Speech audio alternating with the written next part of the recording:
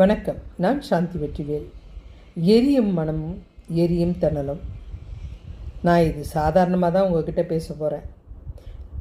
அப்படின்னா என்னங்க, துரோகம்தாங்க. கண்டிப்பாக இந்த தணல் மாதிரி நம்மளுடைய இதயம் எரியும். இது பாதிப்பு இல்லாதவங்க யாருமே இருக்க முடியாதுங்க. துரோகன்றது எல்லார் வாழ்க்கையிலும் நிச்சயமாக நடந்திருக்கும். இல்லைன்னு சொல்லவும் முடியாது, மறைக்கவும் முடியாது. பாசத்தில், பணத்தில், நட்பில், உறவில், வியாபாரத்தில் இந்த துரோகம் நாலா பக்கமாக வந்து நமக்கு செஞ்சுருக்கோம். அதுலேயும் இந்த நம்பிக்கை துரோகம்னு இருக்குது பாருங்கள். இது ஸ்பெஷலாக எங்கேருந்தோ வெளியிலேருந்து வர்றதில்லைங்க. ரொம்ப நெருக்கமான உறவுங்கக்கிட்ட இருந்து தான் முதல்ல வரும். எதிரியை கூட மன்னிச்சிடலாங்க, ஆனால் துரோகம் செஞ்சவங்கள கண்டிப்பாக மன்னிக்கவே முடியாதுங்க. மன்னிக்கணும்னு நினச்சா கூட இந்த மனசு ரொம்ப தயங்கும். வாழ்க்கையில் ரொம்ப பெரிய வலியும் வேதனையும் அதுதாங்க. இந்த இடத்துல உங்களுக்கு ஒரு கதை சொல்ல போகிறேன். ஒரு ஒருத்தன் குருவை வந்து சந்தித்தான். அவன் மனசு அப்போது தணல் மாதிரி எதிர்ச்சிருந்தது. குருவே, எனக்கு பிடிச்சமான ஒரு நண்பன் இருந்தான். என்னுடைய உலகமே அவன்தான் நம்பினங்க.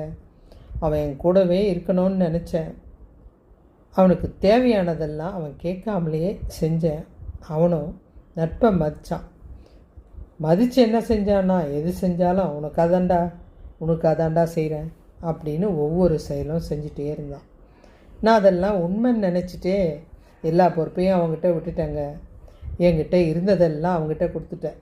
அவன் அதெல்லாம் பார்த்துப்பான் அப்படின்னு நினச்சி அவன் எல்லாத்தையும் வாங்கிட்டு என்னை அம்போன்னு விட்டுட்டு ஏமாற்றிட்டு போயிட்டான். என்னால் இந்த துரோகத்தை தாங்கவே முடியல.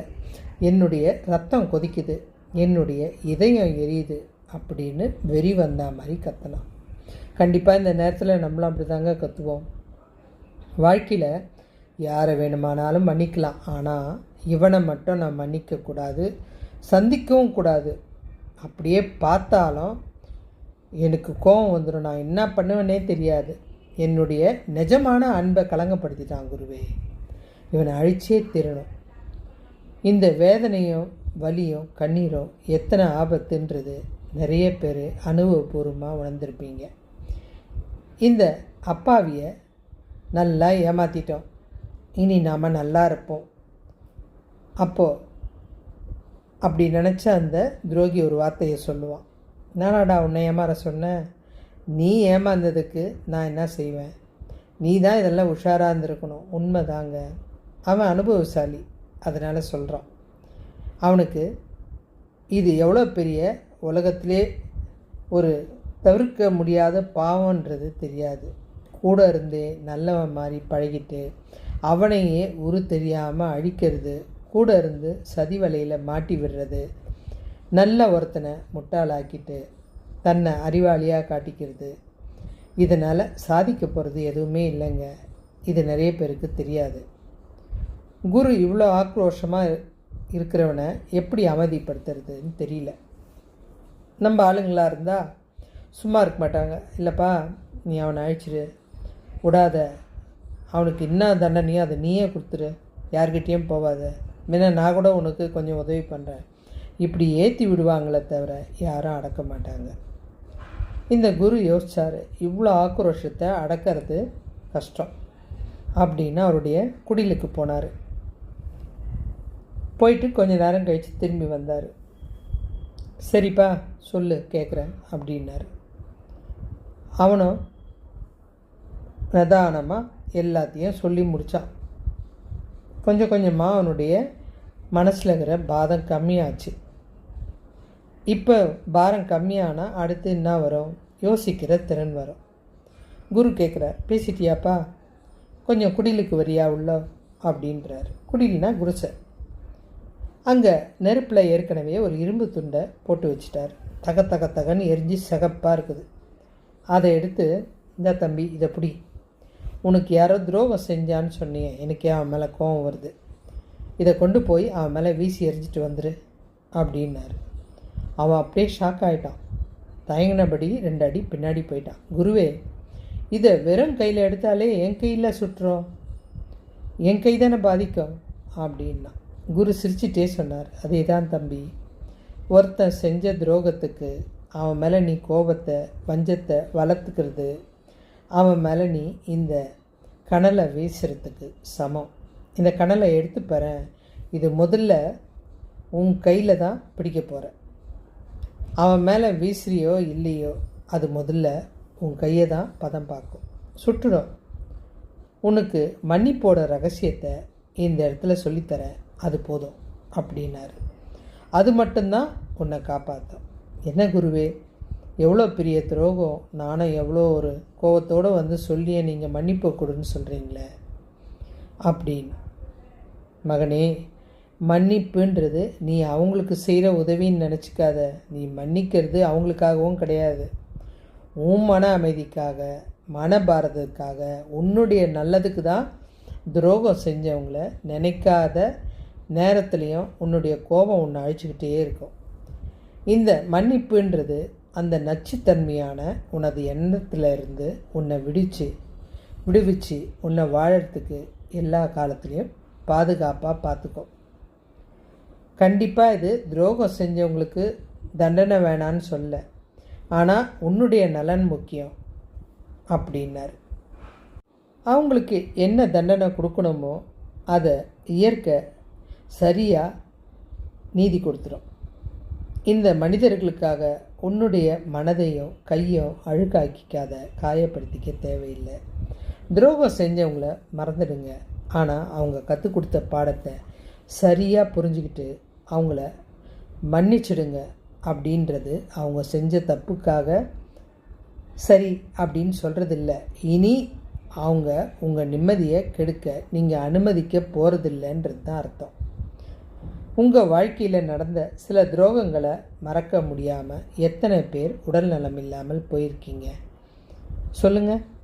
அதுக்கு ஆரம்பமே அவங்களுடைய மனநலம்தான். யோசித்து பாருங்களேன். துரோகம் வந்தால் பயங்கரமாக கத்துவோம்.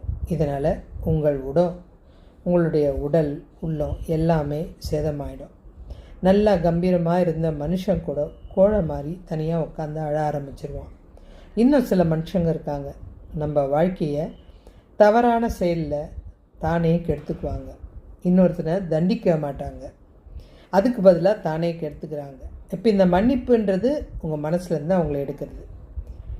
நீங்கள் நல்லா இருக்கும்போதே துரோகம் செஞ்சவங்க, நீங்கள் மனநலம் இல்லாமல் உடல் நலம் இல்லாமல் இருந்தால் இன்னும் எத்தனை பெரிய துரோகம் செய்வாங்க.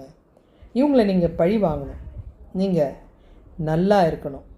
நீங்கள் போனால் போது அப்படின்னு மன்னிச்சாலும் இந்த இயற்கை அந்த விஷயத்தில் மன்னிப்பே கொடுக்காதுங்க. உங்களுக்கு இங்கே ஒரு கதையும் சொல்ல போகிறேன் பாருங்களேன். நம்ம ஆன்மீக கதை நிறைய விஷயங்களை நம்மளை புரிய வைக்குது. சிசுபாலன்னு ஒருத்தர் தான், அவன் கதை தெரியும் உங்களுக்கு. அவன் எதிர்க்க இருக்கிறது கிருஷ்ணர் தான். அவன் அகோரமாக பிறந்தான். அந்த கிருஷ்ணர் புண்ணியத்தினால தான், அவர் கொடுத்த ஒரு வரத்தினால தான் அவன் அந்த அகோரம் போய் நல்ல மனுஷனாக இருந்தான். அவரால் தான் இன்றைக்கி நம்ம நல்லா இருக்கிறோம் அப்படின்னு தெரிஞ்சோம். எல்லாம் தன்னால் நடந்தது அப்படின்னு நினச்சிட்டு எப்போ பாரு சதா சர்வகாலம் கிருஷ்ணரை கேவலப்படுத்திக்கிட்டே இருப்பான். எல்லாருக்குமே கிருஷ்ணரை இந்த விஷயத்தில் ஆச்சரியமாக இருந்தது. அவரை கேவலப்படுத்துறது அவங்களுக்கு தாங்க முடியாமல் இருந்தது. என்ன கிருஷ்ணா, ஒரு மனுஷன் இப்படி போய் இறைவனான உன்னை கேவலப்படுத்துகிறான், நீ இறைவனாக இருந்தோம் ஏன் சும்மா இருக்க அப்படின்னு கேட்டாங்க. அதுக்கு இறைவன் சரியான பதிலை சொல்லியிருக்காரு. நான் அவன் என்னென்ன பண்ணுறான்னு எண்ணிக்கிட்டு இருக்க நேரம், கண்டிப்பாக நேரம் வந்ததுமே தானாகவே எல்லாம் சரியாயிடும். ஒரு கட்டத்துக்கு மேலே அவர் அழிச்சிட்டாரு. ஆனால் அதுவும் பாருங்களேன், கடுமையாக பேசும்போதெல்லாம் சாதாரண ஒரே வார்த்தையில் திட்டிட்டு போயிடுவார், இல்லை திட்டாமல் அப்படியே அமைதியாக சிரிச்சிட்டு போயிடுவார். ஆனால் ஒன்றுமே இல்லாத ஒரு விஷயத்தில் பயங்கரமாக தாக்கிட்டார். அந்த ஒரு வார்த்தை அவனுக்கு அழிவை கொடுத்துருச்சு. இறைவனது பாஷை நிறைய பேருக்கு தெரியவே தெரியாதுன்னு நீங்கள் தேடிட்டுருக்கீங்க. நீங்கள் அவர்கிட்ட அதிகம் பேசுகிறத விட மௌனமாக அப்படியே கண் கலங்க உட்கார்ந்து இருக்கிறது இருக்குது பாருங்கள். அந்த வழியில் அந்த பேராற்றல் பயங்கர சக்தி வாய்ந்ததுங்க. அமைதியான கடல் எப்போவுமே ஆபத்துங்க. எப்போ பூகம்பம் வரும்னு தெரியாது. அது போல தான் அமைதியாக நீங்கள் சிந்துற கண்ணீர் அதை விட மோசமான ஆயுதம் உலகத்தில் வேறு எதுவுமே கிடையாதுங்க. இதுக்கும் ஒரு விஷயம் சொல்கிறேன் பாருங்களேன். இந்த நாயன்மார்கள் ஆழ்வார்களை பார்த்துருப்பீங்க.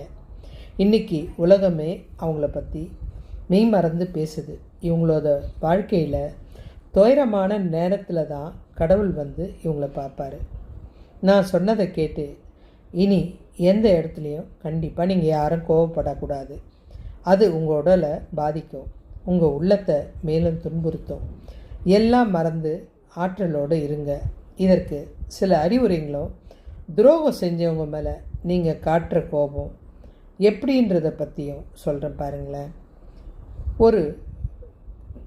ஒரு கைத்தோட ஒரு முனையை நீங்கள் பிடிச்சிக்கிட்டு மறுமுனையை துரோகிக்கிட்ட கொடுத்துட்டிங்கன்னா இது நீங்கள் கோபப்படும் தருணம்தான்.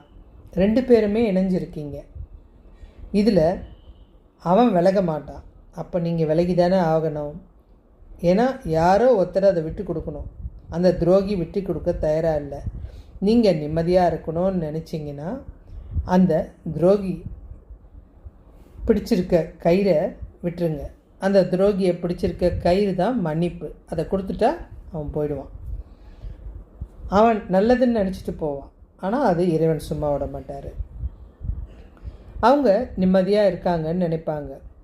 தவறுங்க. அவங்க பக்கத்துலேயே துரோக விதையை விதைச்சிட்டாங்க. இன்றைக்கி அந்த விதை கண்ணுக்கு தெரியாமல் இருக்கலாம். எந்த விதையும் உடனே முளைக்காதுங்க. திடீர்னு ஒரு நாள் பெரிய விருட்சமாக வளர்ந்து நிற்கும். நீங்கள் தண்டனை கொடுக்க வேணான்னு நினச்சாலும் இல்லை தண்டனை கொடுக்க நினச்சாலும் எதிர்மறை அந்த சுழலில் நீங்கள் தான் சிக்கிப்பீங்க. மன்னிப்புன்றது உங்கள் மனதிலிருந்து அவங்கள விடுவிக்கிறதுக்காக. அந்த உறவை மீண்டும் தொடர தேவையில்லை. அவர்கள் இனி உங்கள் வாழ்க்கைக்கு தேவையானவர்கள் இல்லை. அப்படின்றதுனால தான் இந்த மன்னிப்பை கொடுத்து. இப்போது சில உறவெல்லாம் தகராறு பண்ணுவாங்க. கையெழுத்து போட்டு சில நேரம் போலீஸ் ஸ்டேஷனில் இவனுக்கு எனக்கும் சம்மந்தம் இல்லை, அது தாங்க இது. ஆனால் மீண்டும் அவங்கனால உங்களை காயப்படுத்த வாய்ப்பு கொடுத்துடாதீங்க. இதே கதவை சாத்திட்டு சுத்தப்படுத்திட்டு சாவியை தொலைச்சிருங்க. தனிமையில் உட்காந்துக்கிட்டு துரோகம் எப்படி நடந்தது, எதுக்கு நடந்தது யோசிக்கிறத விட இதை நாம் எந்த இடத்துல தவறு செஞ்சோம் அப்படின்னு நினச்சி பாருங்கள். ஏன்னா இந்த யோசிக்கிறது குழப்பத்தை கொடுத்துரும். நீங்கள் என்ன தவறு செஞ்சீங்கன்னு யோசிச்சு பாருங்கள். உங்களுக்கு மனிதர்களை அடையாளம் காட்டும் மிக பெரிய பாடத்தை இலவசமாக ஆசிரியரே இல்லாமல் அழகாக கற்றுக் கொடுத்துரும். அவங்கள பற்றி நீங்கள் கொஞ்சம் கூட நினைக்காம உங்கள் வாழ்க்கையை மட்டும் கவனம் செலுத்தி முன்னேறி காட்டுங்க. இதை விட சிறந்த பழி வாங்கிறது உலகத்தில் வேறு எதுவுமே இல்லைங்க. இது மிகவும் சக்தி வாய்ந்த தண்டனை. இந்த மன்னிப்பு நீங்கள் செஞ்சு பாருங்களேன். வாழ்க்கையில் ரொம்ப சந்தோஷமாக இருப்பீங்க. எதுக்குங்க விவாதம் செஞ்சுக்கிட்டு அவனை அழிக்கணுன்றது. எதை நம்ம சும்மா நினைக்கிறோமோ அதே பிரச்சனை நம்மளை சுற்றி சுற்றி கடைசி வரைக்கும் நிம்மதி இல்லாமல் போயிருக்காங்க. நிறைய பேர் எனக்கு தெரிஞ்சு இந்த கோபத்தினால அதிகமாக கத்துறாங்க. ஏன்னா அந்த துரோகம் அவங்களால ஏற்றுக்க முடியல. இதனால் அவங்க உடல் நலம் பாதித்து படுத்த படுக்கை ஆயிடுறாங்க. இந்த மனநலம் காயத்தினால அவங்களால ஒரு கோழத்தன்மையோட எந்த விஷயத்துலையும் கலந்துக்க முடியாமல் எல்லா திறமை இருந்தும் எல்லாத்தையும் மறந்துட்டு ஒரு ஓரமாக உட்காந்து அழுகுறாங்க. இதெல்லாம் நிறைய பேர் செஞ்சுக்கிட்டே இருக்காங்க. இதில் இன்னொரு விஷயமும் இருக்குது. சிலருக்கு இதை எப்படி அடக்கிறதுன்னு தெரியாமல் தீய வழியில் போயிட்டு தகாத நண்பர்களோட சேர்ந்துட்டு ஏதாவது ஒன்று யோசித்து தேவையில்லாத சிக்கலில் மாட்டிக்கிறாங்க. வேணாங்க, இதெல்லாம் நமக்கு சரி வராது. நம்ம நல்லா இருக்கணும், நம்ம சந்தோஷமாக இருக்கணும்னா, இதெல்லாம் மறந்துட்டு மகிழ்ச்சியாக இருக்கணும்னா மன்னிச்சுட்டு நிம்மதியாக உங்கள் வேலையை பார்த்துட்டு நீங்கள் சிறப்பாக வாழ்ந்து பழி வாங்குங்க. இது எல்லா வகத்துலேயும் சிறந்தது. உங்களுக்கு பிடிச்சிருந்தா கண்டிப்பாக கமெண்ட் போடுங்க. நான் இது மாதிரி இன்னும் நிறைய நல்ல தகவலை சொல்கிறேன். கண்டிப்பாக ஒன்றும் நான் அனுபவித்த அனுபவத்தால் சொல்கிறேன். புரிஞ்சுக்கிட்டா உங்களுக்கு வாழ்க்கை ரொம்ப ஈஸியாக இருக்குங்க. வேறு ஒரு நல்ல தலைப்பில் இணைவோம். சேனலை சப்ஸ்கிரைப் பண்ணுங்கள். உங்களுக்கு தெரிஞ்ச கமெண்ட்டை எனக்கு போடுங்க. எனக்கு கண்டிப்பாக இதெல்லாம் ஒரு ஊக்கத்தை கொடுக்கும், ஆற்றலை கொடுக்கும், உங்களுக்கு மகிழ்ச்சியான நல்ல செய்திகளை சேகரிக்க வைக்கும். நன்றி.